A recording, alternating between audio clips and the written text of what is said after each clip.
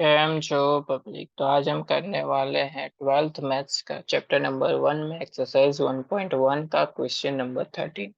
तो देखते हैं क्वेश्चन नंबर 13 कौन सा दिया हुआ।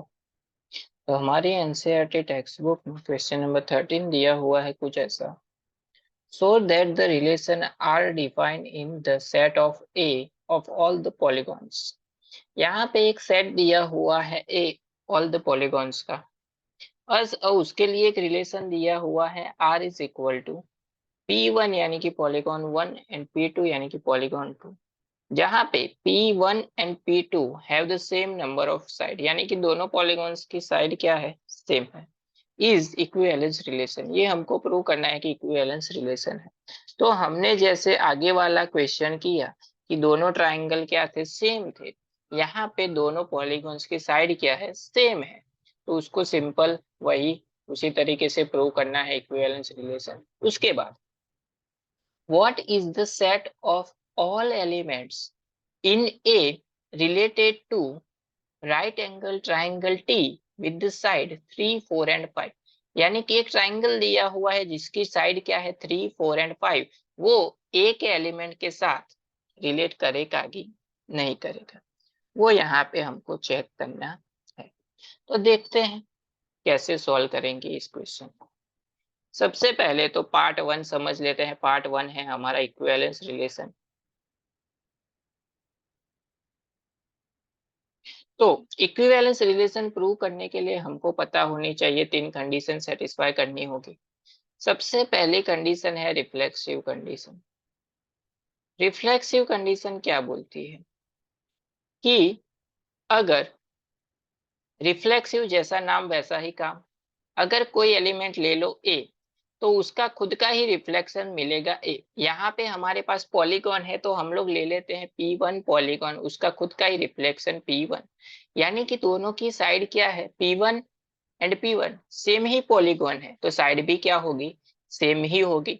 यानी कि ये क्या होगा, बिलोंग्स टू रिलेशन R। यानी कि ये वाला जो क्वेश्चन है, रिलेशन है, वो रिफ्लेक्सिव कंडीशन सेटिस्फाई करता है। वो तो बहुत सिंपल थी। उसके बाद देखते हैं हम लोग second condition, symmetric condition. Symmetric condition क्या होती है कि अगर A रिलेटेड टू B है तो उसका उल्टा भी B रिलेटेड टू A होना चाहिए। चलिए यहाँ पे पॉलीगॉन के एग्जांपल है तो उससे समझते हैं कि अगर P1 एंड P2 यानी कि P1 एंड P2 दोनों की साइड क्या है, सेम है, तो P1 and P2 have same number of side. तो इसका उल्टा भी लिख सकते हैं कि P2 and P1 have same number of sides. इसका मतलब ये हुआ कि P2 and P1 also belongs to R। Simple है, ये लॉजिकली भी आप लोग समझ सकते हैं, लेकिन हमको क्या है, लिखने के लिए बोला गया है तो लिखते हैं। तो ये सिमेट्रिक कंडीशन भी सेटिस्फाई करता है। उसके बाद आती है हमारी थर्ड कंडीशन जो कि है ट्रांजिटिव कंडीशन। ट्रांजिटिव कंडीशन क्या बोलती है कि अगर A रिलेटेड टू B हो एंड B रिलेटेड टू अगर C हो तो A related to direct C होना चाहिए। यहाँ पे पॉलीगॉन से तो उसके समझते हैं कि P1 एंड P2 में दोनों में सेम नंबर ऑफ साइड्स है एंड दूसरे दो पॉलीगॉन्स P2 एंड P3 जिसमें भी सेम नंबर ऑफ साइड्स है। तो हम लोग ऐसा लिख सकते हैं कि अगर P1 एंड P2 दोनों में सेम नंबर ऑफ साइड्स है एंड P2 एंड P3 में सेम नंबर ऑफ साइड्स है, तो P1 एंड P3 में भी सेम नंबर ऑफ साइड्स ही होगी। यानी कि P1 and P3 also belongs to। यानी कि यहाँ पे हमारी ट्रांजिटिव कंडीशन भी क्या होती है, सेटिस्फाई होती है। यहाँ पे रिफ्लेक्सिव, सिमेट्रिक एंड ट्रांजिटिव तीनों कंडीशन सेटिस्फाई होती है।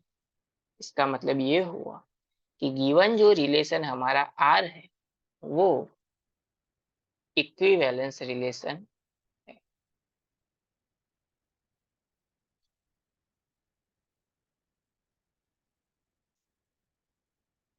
अब देखते हैं हम लोग उसका क्वेश्चन का सेकंड पार्ट। सेकंड पार्ट क्या दिया हुआ है, पार्ट 2।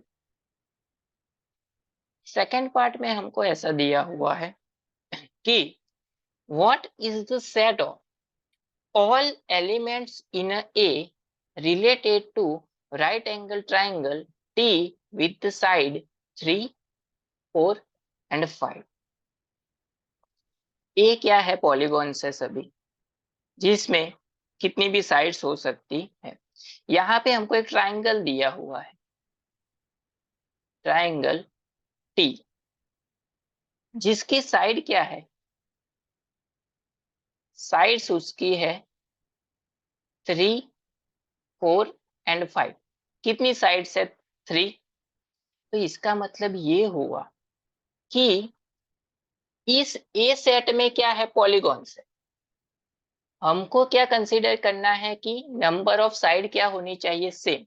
यानी कि सेट ए में जितने भी ट्राइंगल्स होंगे, all the triangles are related to triangle T. क्योंकि ट्राइंगल टी में क्या है, 3 साइड है, हमको तो साइड का नंबर ही काउंट करना है कि 1, 2 एंड 3। तो सभी ट्राइंगल में 3 ही साइड होती है। तो ए ऑल द पॉलीगॉन्स में जितने भी ट्राइंगल्स होंगे, वो सारे ट्राइंगल किससे रिलेट करेंगे, हमारे ट्राइंगल टी से रिलेट करेंगे। ये तो बहुत ही सिंपल पार्ट था हमारा।